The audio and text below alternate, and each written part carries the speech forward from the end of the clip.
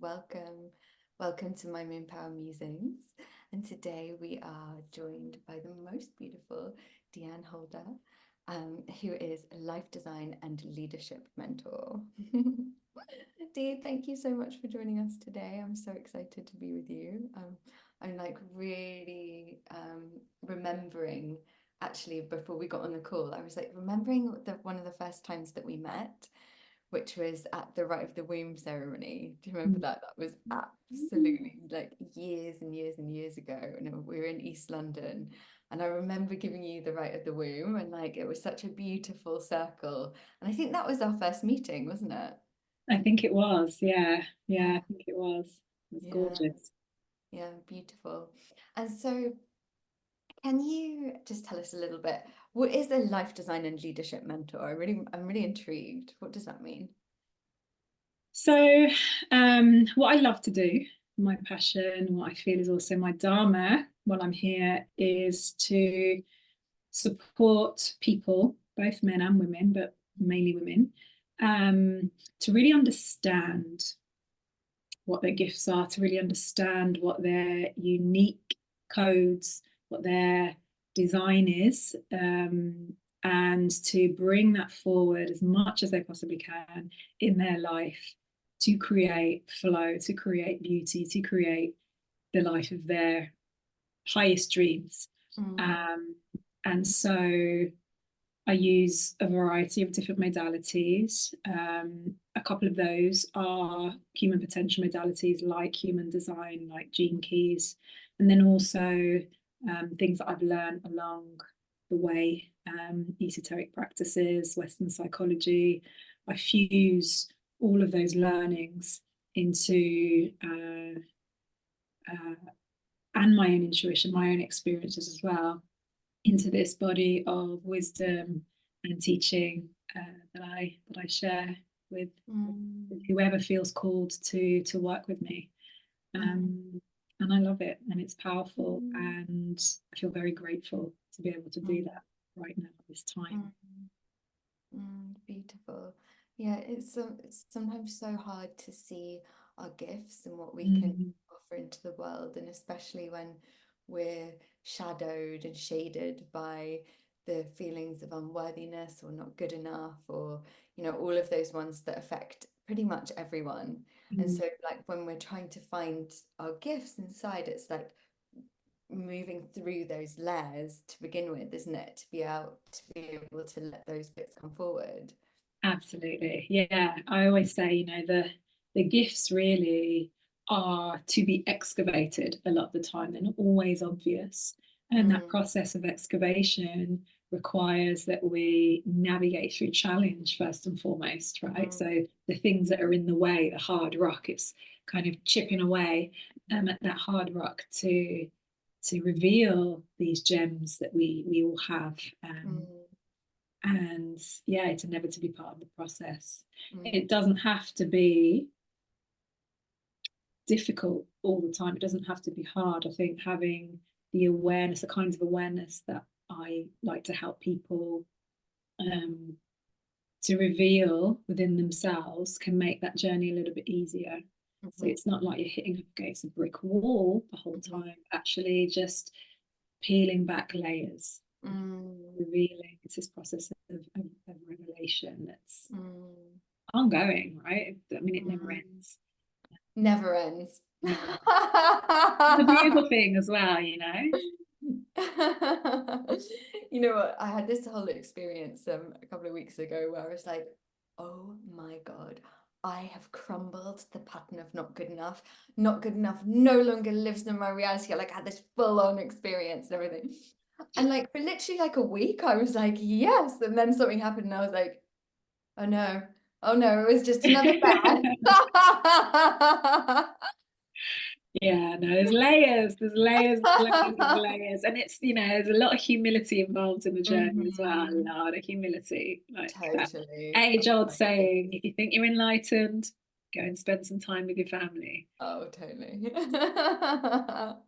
Oh, and then you're a mama of two. And then today we really wanted to talk about free birthing. And before we even go into free birthing, I would love to hear your experience about conception as well, and how this process has been for you and how you prepared yourself for motherhood. Um, yeah, I know, loads of questions there, but start where you feel to. Yeah. Okay. Conception. Well, um, it was a very conscious conception. Both of my children were, in that we were fully on board and online and aligned to becoming guardians again. Mm, And it's really important, I think, in the process to see it that way, not just that we're going to have a baby, but that we're going to become guardians of a soul, of a spirit, and probably for the rest of, mm, our lives. mm, Um, and so there was nothing that I did that was particularly special in terms of preparing to conceive, mhm, other than that full body yes. mm, And I'm mm, conscious I'm saying this, that, for some people, that might not feel like it's enough. They've had the full body yes, they have the full body yes, and yet it's not coming. They're not having the experience of conception, um, pregnancy. And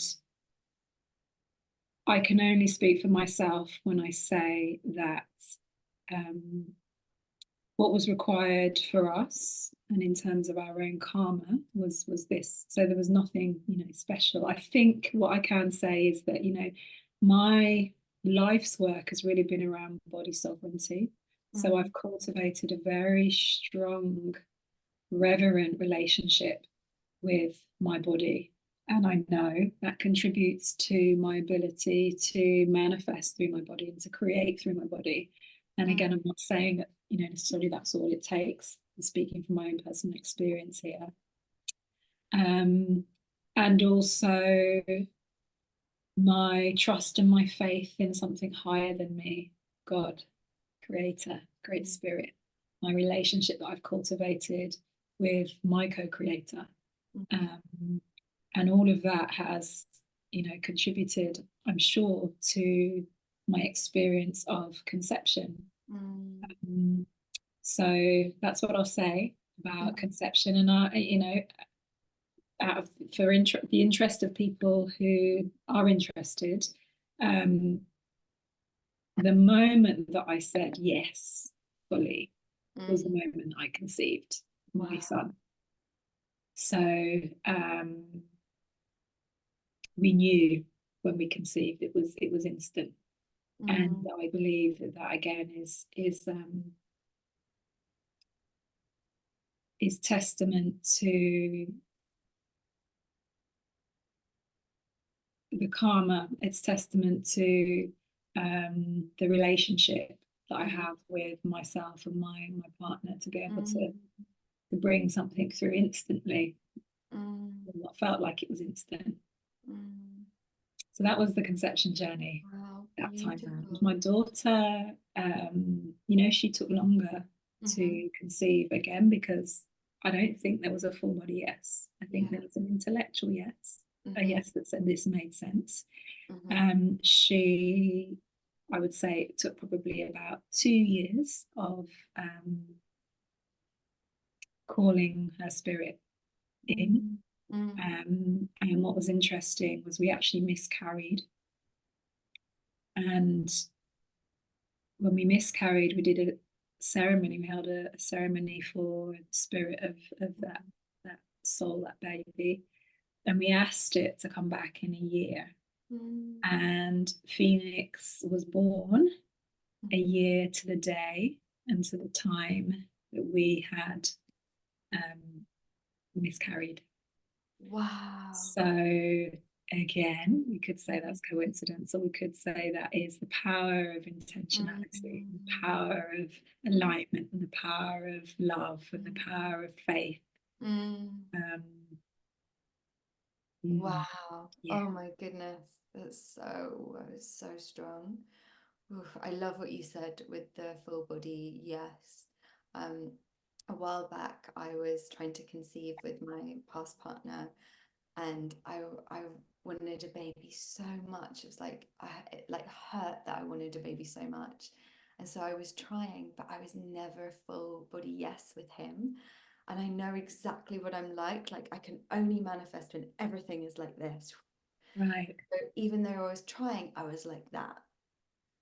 And I just knew, I was like, it's not happening because I'm kinked, because I'm not like fully aligned.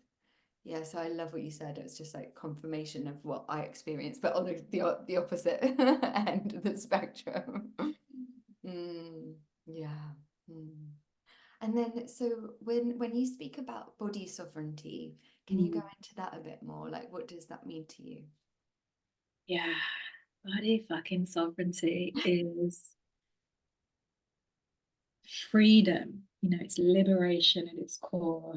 It's a, it's a detachment, an untangling from external control over this vehicle, Mm, which looks like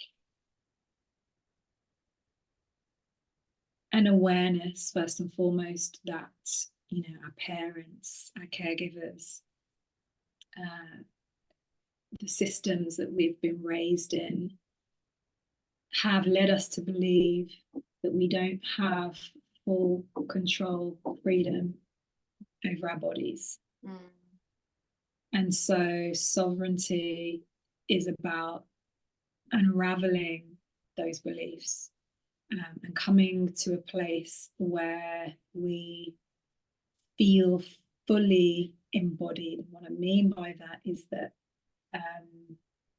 our awareness of self is completely coherent with how our body is animated. So we are completely in alignment mentally with the physical expression of our body, mm, thoughts, feelings. There's no lack of congruence, there's no incongruence there. We feel and we live and we experience exactly what we desire to through the portal of the body. mm, Um,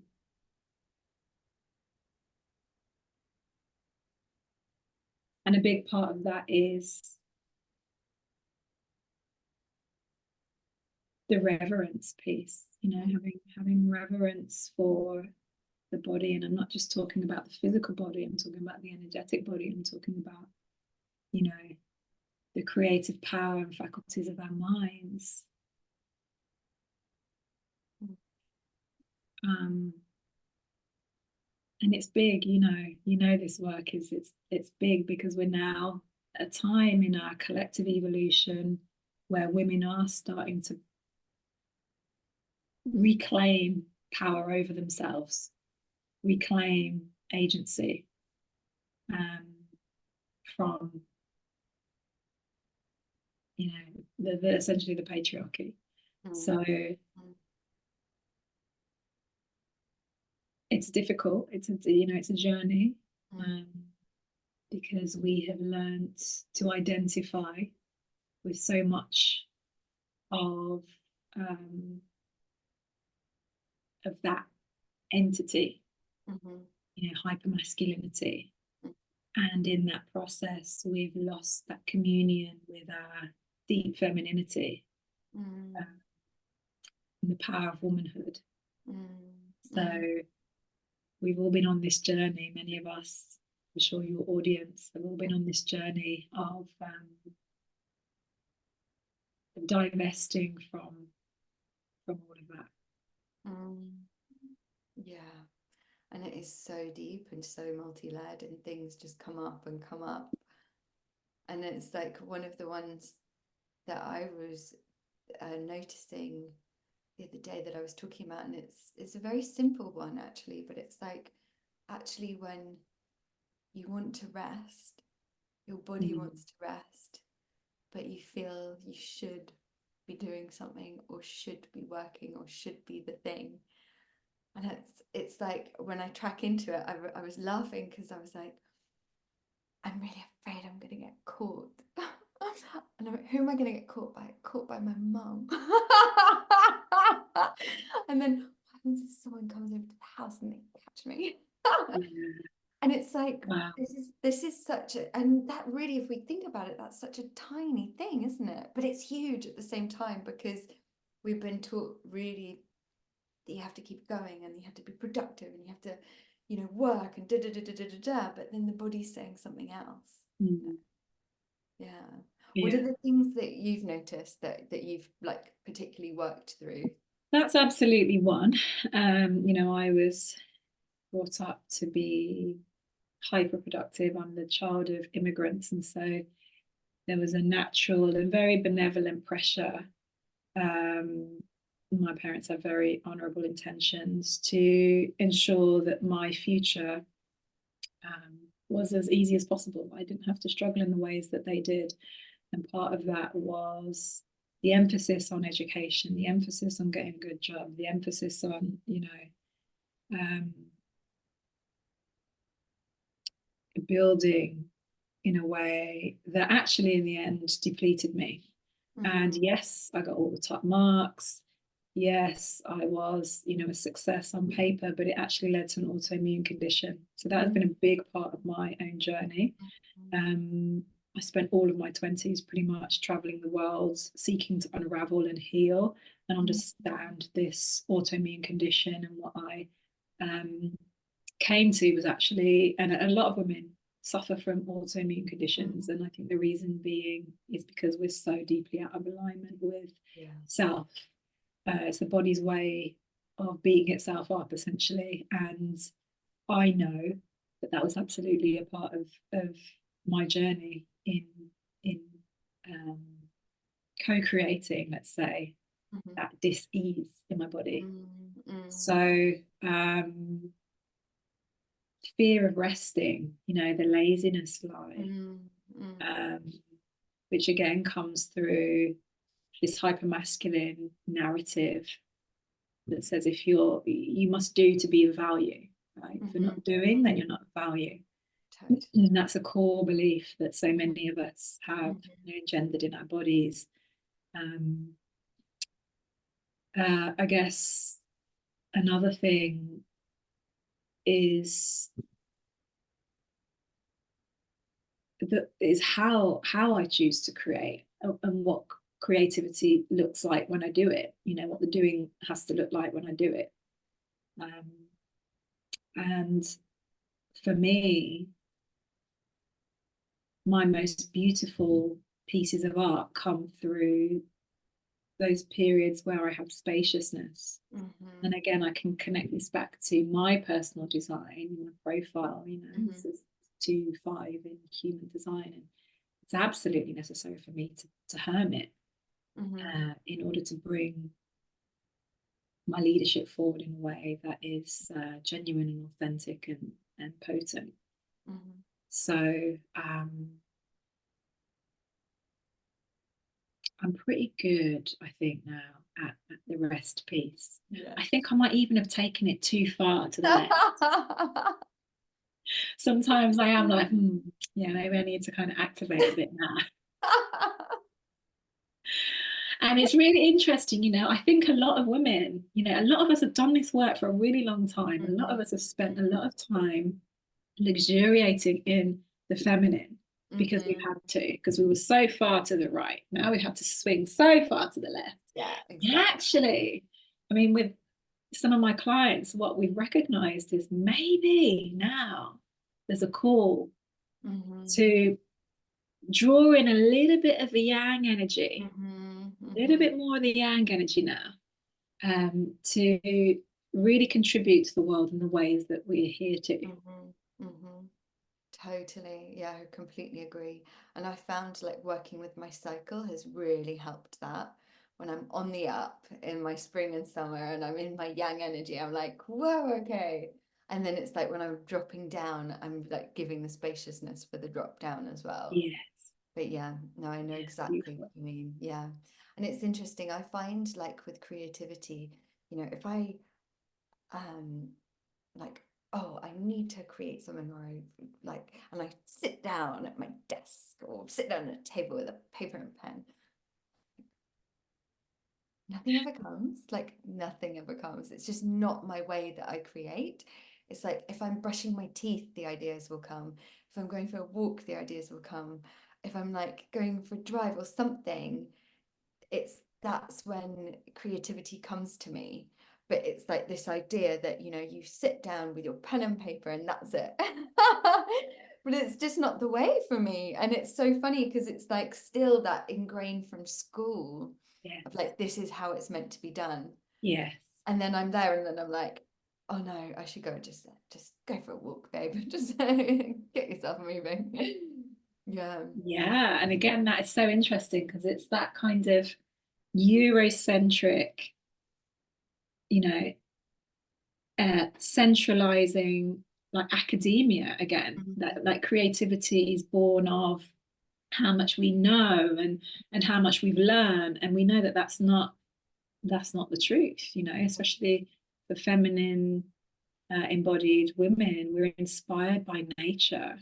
The natural creative process Oh. first requires that we're quiet, Mhm. you know, that Mhm. there's a stillness, and from that stillness then, you know, the ideas, the inspiration emerges. Mhm. So yeah, more unraveling to do, like, Mm. with that, you know, Absolutely. for us. Yeah. Oh my goodness, I love that. And I do feel so inspired when I'm in nature, when I'm looking at a flower, a tree, a rock, waters, and it's like, oh, you feel alive. You know, there's just such a nourishment that comes. Yeah. And I feel like another piece with the body sovereignty is like really, truly listening to the information that comes to my body and letting that actually be the truth. Mm. Not that I think, you know, like I might be in conversation with someone. Um, my womb is like an active womb, you know, because of all of the womb work I've done. So I might be in a conversation with someone and then literally I'll feel her just like this, like kind of like golden, like liquid light, like starts emanating. This is like the feeling. It feels creamy to me. That's the description I can make. And then I'm like, oh yeah, my womb loves this. This is really good. Like this is great. And I know that I'm on the right path, or I'm on the this is Mm. a good conversation with me. This information is important. And then on the flip side of it, I could be in conversation or doing something, and it's like, and she Mm. contracts. Mm. I'm like, ooh, my womb didn't like that. And historically, well, you know, in the past, you know, things like that would happen. I wouldn't listen. Mm. And so I would be getting the information, but then I'd be like, it's probably fine, or it's probably Mm. this.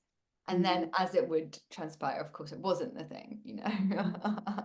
Mm. And so now I'm like, okay, and even if it's inconvenient, so for me, like a lot of the information will come um via my womb or via my bladder. So if I'm making a bad decision, like of who to connect with sexually, I will get a UTI. Like there is no Mm. stopping it. Like the other day, I was about to make a bad decision, and it wasn't even like that I was going to sexually connect with this person. I was only going to receive a massage. Mm.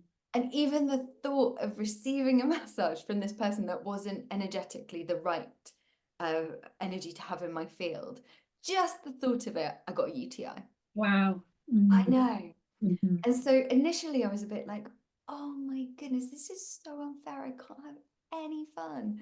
And then I was like, oh my God, my body is so incredible. Like my body is just telling me, no, Chloe, don't even think about it.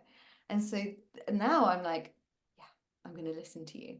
And so Mm. like, and years ago, things like that would happen, but I would just not listen and I would push forward and just be in a situation that wasn't nourishing for myself. And so this is another bit for me has been like really that the body wisdom comes in, but then listen to the body wisdom. Yeah. Yeah. Yeah, which is, you know, like you say, when it's inconvenient, can be hard. And this is where um, our capacity to be really forthright and honest Mm. with ourselves and with other people, and our ability to communicate in ways that are compassionate and um, towards ourselves and towards, you know, the other, really comes into play. Because I think sometimes that's the block. It's like, I know this isn't good for me, but I'm too afraid of that other person's reaction to communicate that to them.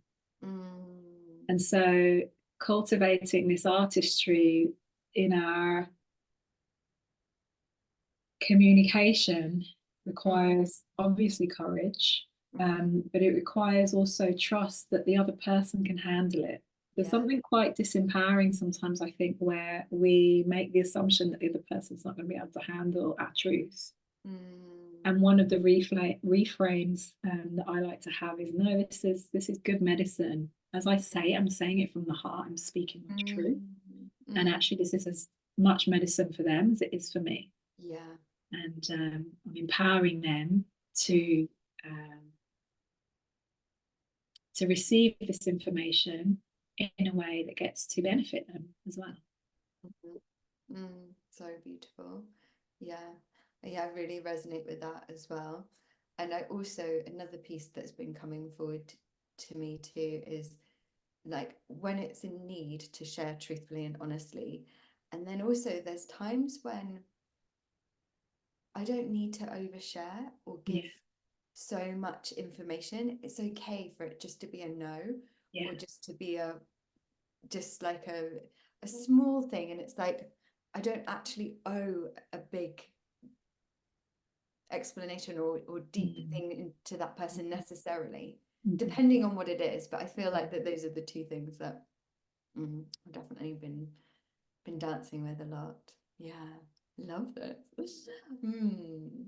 And then so let's circle back into your free birthing as well. So with the body sovereignty piece, I mean, like you really have to be deeply embodied in that to be able to free birth, I feel like.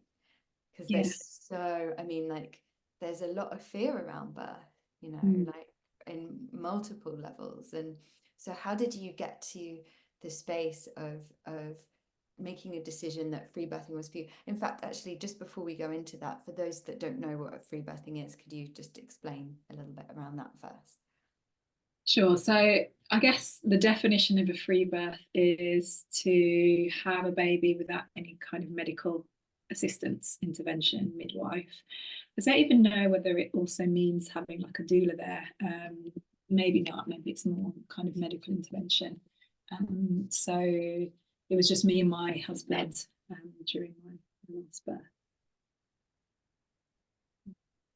So that is, that's the definition. Yeah, amazing. And then, so how did you get to the decision to free birth? What was...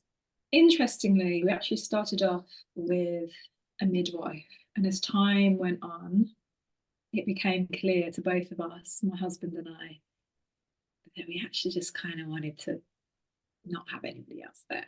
We wanted it to just be us. And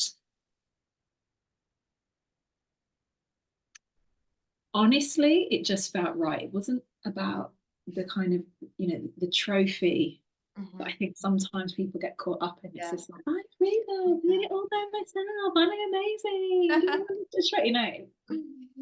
Incredible midwives. My first midwife with Phoenix, Kemi Birthjoy, was someone that I think you've interviewed. Yeah, I love Kemi. Freaking amazing. Oh my God, when I have a baby, I'm definitely having Kemi. I've literally recommended her to everybody. She's brilliant. But she, at the time, I think was known as the Invisible Midwives, or she had a kind of organisation called the Invisible, and she was exactly that. It was this very quiet, still presence. She was barely there. You know, I think there was one moment during the whole birth with my daughter that I asked her a question, and so we decided that we could do it. I had more trust in my own body and my husband than I did in the system. Yeah. And the NHS is a brilliant system, private midwives, midwifery, it's all incredible. The access to the support that we have in this day and age is great. And I had experiences which made me really lose faith actually in the system. And I was aware of it. You know, I won't go into too much detail because this is like Kemi's arena, and she's a real kind of advocate for natural birth and raising awareness when it comes to being able to birth independently. So yeah, we decided that that's what we wanted to do, and we did it. We just did it, you know. Like, my way of life. I like to simplify. I like to keep things simple. And so the process really for me was a rational one, first and foremost. It was like, why can't I do this? And on paper, there were many reasons, you know, medically that I might have been, well, I was, you know, challenged by medical systems. I'm a geriatric pregnancy. What the fuck that means? I'm over 35, right? You know, B, I have a medical history. And so there was reluctance, especially my first child, to home birth. And I was just like, but I'm healthy. I feel in my body that I can do this. Millions of women before me, you know, have done this. Why not me? So there was that. And then, of course, I guess part of that awareness comes through the trust that I have in my own body and the work that I've done over the years to cultivate a really deep, trusting relationship with my body. And also with the process, the natural process of birth. The natural process of birth.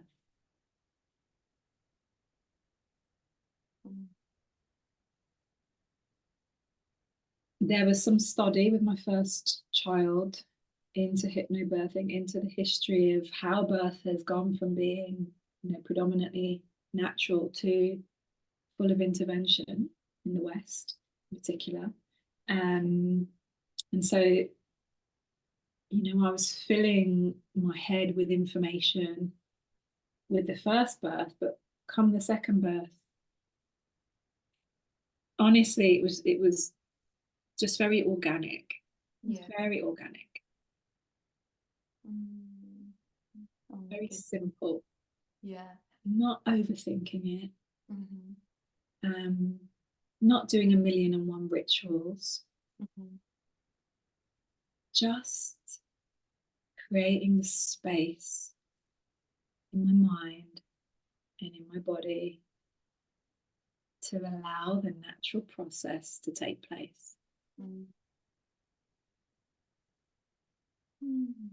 Wow, that feels, my body just went so relaxed as you just said that as well. Yeah, wow. And what was your birth? What was your birth like? Did you have water birth, or were you? How was it? How was your space set up? So we had Ocean, my son, at home. I woke up feeling pretty normal. I couldn't sleep that night very well, but I woke up, there were no movements.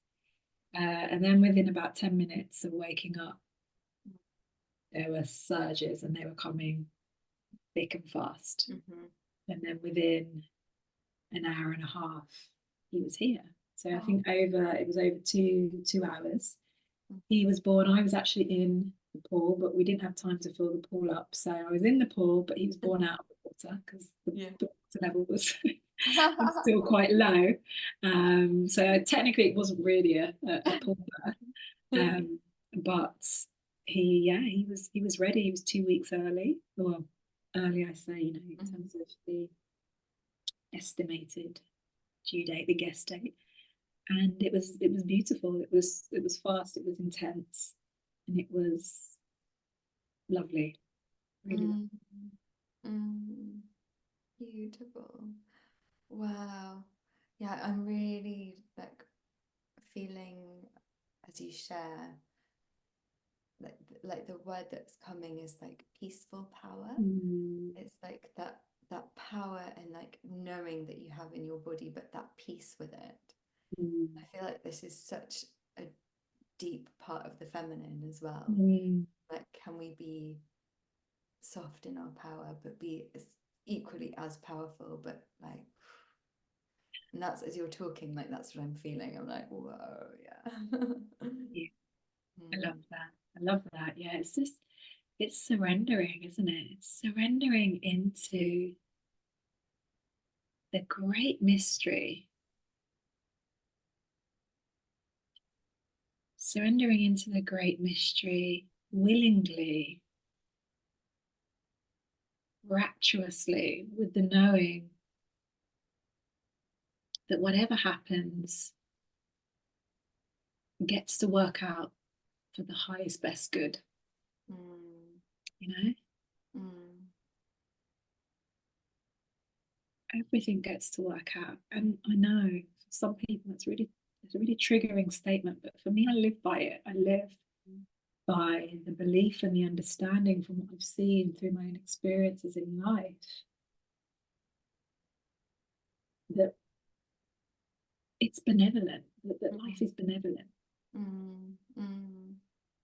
Yeah. And there's always good to extract from every experience. So if every step we take in life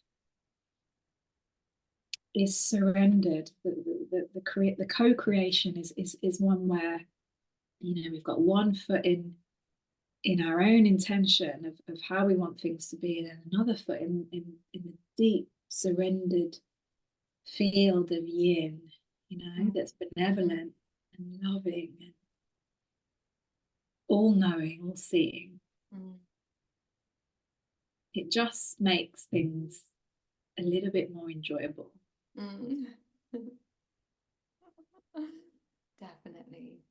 And I'm actually similar to you. Like I have the belief that things are happening for me to grow. So whether it is painful or whether it takes a really long time and it's like, oh, am I still going through this? It's still an opportunity.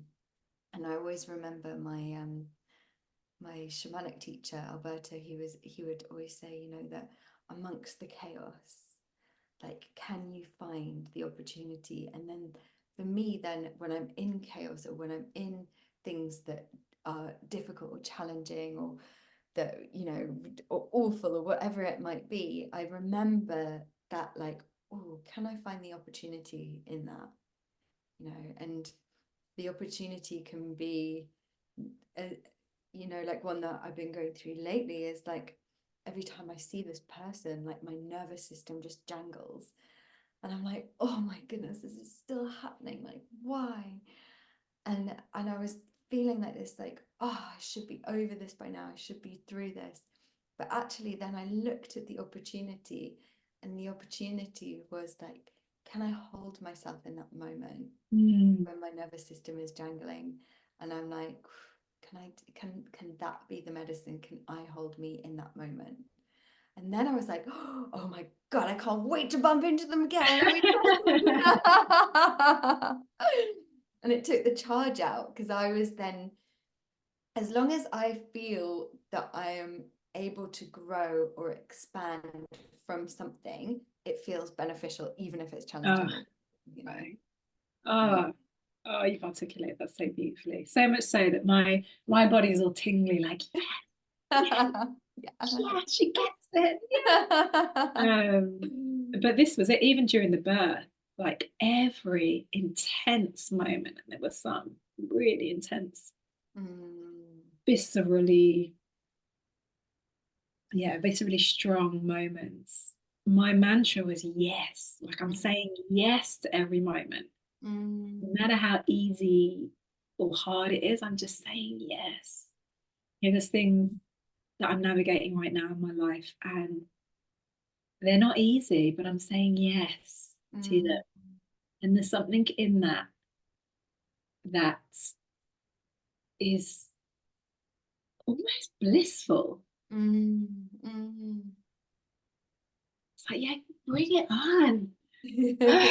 Bring on the challenge, bring on the growth potential. Oh, it's so hard, but yes, bring it on, come on, give me more, give me more. And yeah, it's taken me a while to get to that place. I think having an autoimmune condition and then seeing how I've been able to grow from it was a big piece for me, realizing the beauty and the gift in hardship and challenge. Mm. Oh my goodness, it's amazing. I feel like this is just such an important piece. Like, and I love what you were saying, like the yes, as you were saying yes. I was like, yes, more space, because that yes actually is creating more space for it to move through. And like when we're in that deep contraction, and it's like nothing can move when we're in that. But with the yes, it's like, okay, yeah, let it move where it wants to move. Beautiful. And then, so for those that are listening that, um, perhaps don't trust their body so much, or don't trust their body wisdom, or and really, really want to know that this is part of their path, like, do you have like little practices that you do or that you suggest so that you can start like actually just saying yes to your body sovereignty? Mm. Yeah, so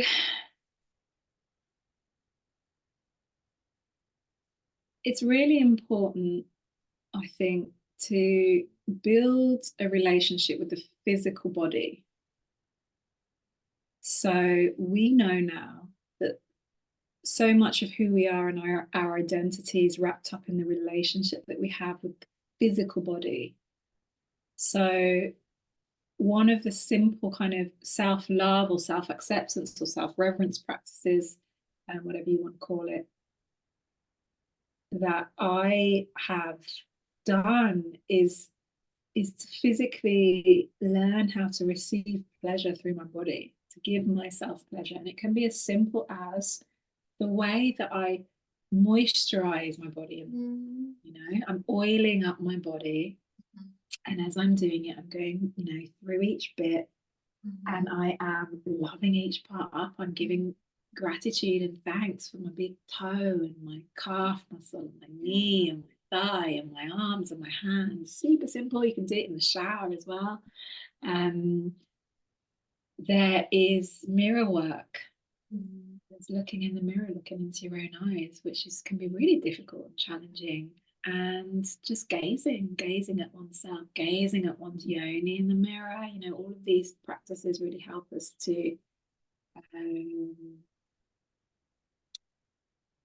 come into communion first and foremost, and then we start to love and appreciate the body. But the dissociation that many of us have experienced for so long needs to be addressed first and foremost. So coming back into association, so physically hands on the body, or at least hands in the auric field to begin with if it's too much. I would start here first and foremost. Then it might progress on to self-pleasure. And there's so much out there that you can kind of research and find ways of connecting in that way. Then there's also, of course, embodied affirmations. So feeling affirmation, writing out some experiences that you want to have or beliefs that you want to have about your body. And as you're reading those, maybe in the mirror, maybe not, every morning, you're feeling the feelings of what that will be like. That's an embodied affirmation. Dance is a brilliant way of connecting to your body. And then once you've established at least a relationship with it, because some of us, like, there's not even a relationship, there's numbness, there's nothing there when it comes to our bodies. And that's, again, because of how we've been conditioned. So once you've established, a good or relatively good relationship with the body, then you start to decide how you want to move that body through the world. So this is where we build evidence of what's possible. So I feel good about my body. I love who I am, or I'm getting to love who I am. I'm coming to that place. I'm starting to feel more activated. I'm starting to feel more juiced up and alive. And so how do I want to then carry this body into the world? What do I want to do with it? How do I want to express? What would feel in alignment with a loving, reverent relationship with my body? How would that look now externally? How would I feel when I am standing face to face with an ex? Or how would I show up at work? You know, Yeah. what's my kind of energetic posture? And then you practice. You practice and you practice and you get evidence that actually, wow, this works. And I'm now a magnet to the things that I truly desire. So, in a nutshell, start off by cultivating a physical relationship with the body, if you struggle with that, and then consciously deciding how you want to be in expression.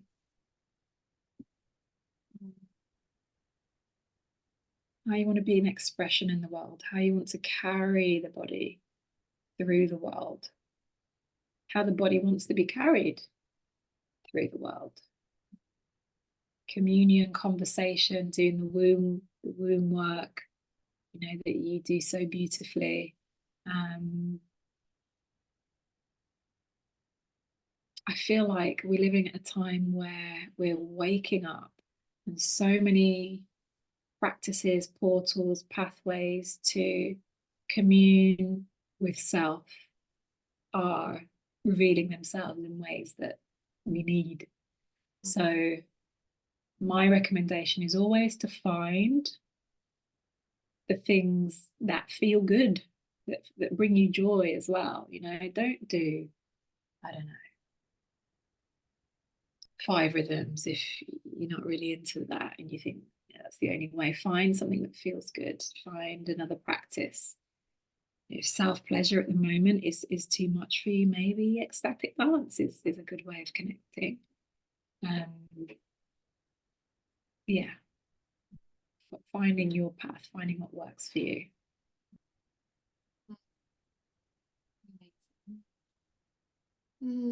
I love that. Dee, thank you so, so much. It's been such a joy to speak with you. It has been a pleasure. I've loved it. Thank you for inviting me. Oh, and then for those that want to find you and work with you, what would be the best way? So the main platform that you can find me on at the moment is Instagram, and there you will see all the things, offers, opportunities, teachings that I have. Now I'm coming up. Yeah, and your Instagram is? It's at Diahnna Holder. Okay, perfect. And we'll put the link below as well. Okay. So thank you so much, everyone that's joined us and been with us for this conversation. We're sending you so much love.